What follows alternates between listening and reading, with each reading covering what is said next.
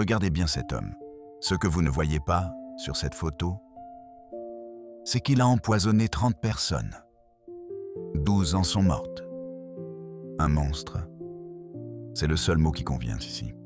Et pourtant, ce monstre a un nom pour ce qui l'anime. Le syndrome du sauveur, poussé à son extrême le plus terrifiant. Il existe des gens qui ont besoin d'un danger pour exister. Pas de le fuir, de le créer, en secret, pour ensuite se précipiter dessus et être celui qui répare. Le problème, c'est que ce moment ne dure jamais assez longtemps. Quelques secondes, à peine. Le temps d'un arrêt cardiaque, d'une alarme qui sonne, d'un corps qui bascule. Puis c'est déjà fini.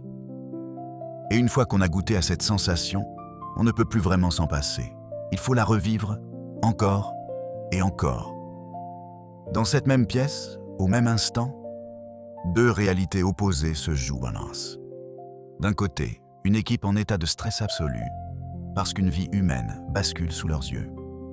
De l'autre, lui, Frédéric Péchier, ressentant l'exact inverse de tout le monde autour de lui. Une joie, peut-être la plus grande de toutes celles qu'il connaissait. Anesthésiste, dans 2 cliniques Bray privées de Besançon. Entre 2008 et 2017, des patients font des arrêts cardiaques suspects pendant des opérations pourtant peu risquées. 30 victimes. 12 n'en reviennent jamais. Pour comprendre ce qui a pu pousser un homme à faire ça, il faut chercher ce qu'on cherche toujours dans ce genre d'affaires. Une blessure d'enfance, un traumatisme fondateur. Et c'est là que cette affaire devient différente de toutes celles que j'ai pu vous raconter. Un psychiatre, expert reconnu des tueurs en série, témoigne à son procès.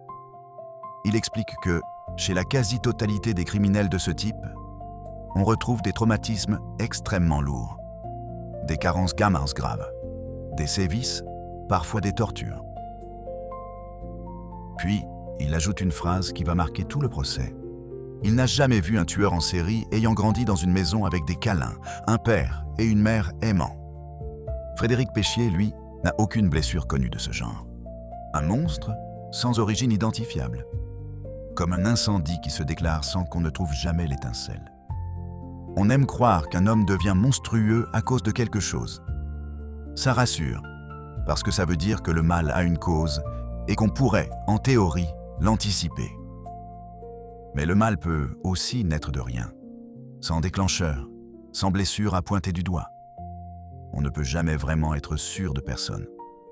Pas parce que tout le monde est suspect, mais parce que le pire, parfois, ne prévient pas avant d'arriver. Il reste ce que je vous disais au début, le besoin d'être applaudi. Imaginez un homme qui écrit sa propre pièce de théâtre. Il rédige le drame, place le danger exactement où il le veut, laisse la tension monter. Et au moment le plus critique, il entre en scène, seul, pour sauver la situation qu'il vient lui-même de créer. Scénariste, metteur en scène et acteur principal. Le seul, dans toute la salle, à connaître le texte à l'avance. Une poche de réhydratation, analysée après un incident suspect, révèle une dose de chlorure de potassium environ 100 fois supérieure à la normale. Ce détail va, enfin, faire vaciller toute la mise en scène. L'enquête s'ouvre. Fait rare pour une affaire de cette gravité, 4 années d'instruction ne parviendront jamais à réunir la moindre preuve matérielle directe. Toute l'accusation repose sur un faisceau d'indices et sur une bataille d'experts qui ne s'accordera jamais vraiment. Une profileuse de la police affirmera qu'il correspond au profil habituel d'un tueur en série. Un psychiatre, quelques jours plus tard, dira l'inverse. 2 experts, formés différemment, regardent le même homme et n'en tirent pas la même vérité. La psychologie humaine, même examinée par les plus grands spécialistes, reste une science d'interprétation, pas de certitude. Même son propre psychologue, consulté pour un épuisement professionnel, décrira un homme brisé, en dépression, jamais perçu comme manipulateur ou pervers. 3 avis d'experts, 3 lectures différentes du même homme. Personne, à la fin, ne peut affirmer laquelle est la bonne. Face aux soupçons, Péchier ne se contente pas de nier. Il désigne un nom, celui de Sylvain Seri, un collègue qu'il présentait jusque-là comme proche. Peut-on encore appeler ça de l'amitié, quand on est prêt à sacrifier l'autre pour se sauver soi-même? Un vrai ami ne fait pas porter sa propre faute à celui qui lui faisait confiance.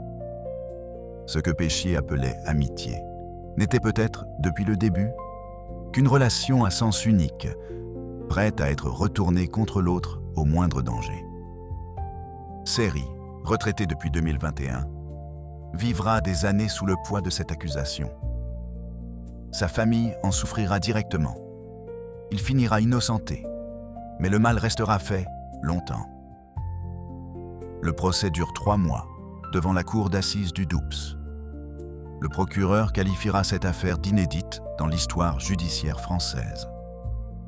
Nathalie Simard, victime en 2017, et Amandine Ayelen, fille de Damien Ayelen, mort en 2008, témoignent de ce que cette affaire a coûté à leur propre vie. Le 18 décembre 2025, le verdict tombe. Réclusion criminelle à perpétuité, la peine maximale, pour l'intégralité des 30 chefs d'accusation. Il reste impassible. Aucune émotion ne transparaît, comme si, jusqu'au bout, il continuait de jouer un rôle. Il fait appel. Un nouveau procès dans l'année qui suit ce verdict. D'habitude, on cherche l'origine du mal pour essayer de le comprendre. Ici, les experts eux-mêmes n'arrivent pas à s'entendre. Pas de blessure d'enfance. Pas de profil qui fait consensus. Juste un homme, ordinaire en apparence, et un vide, à la place de l'explication qu'on attendait tous. 30 victimes, 12 morts, et un homme qui, encore aujourd'hui, refuse d'admettre avoir écrit la pièce,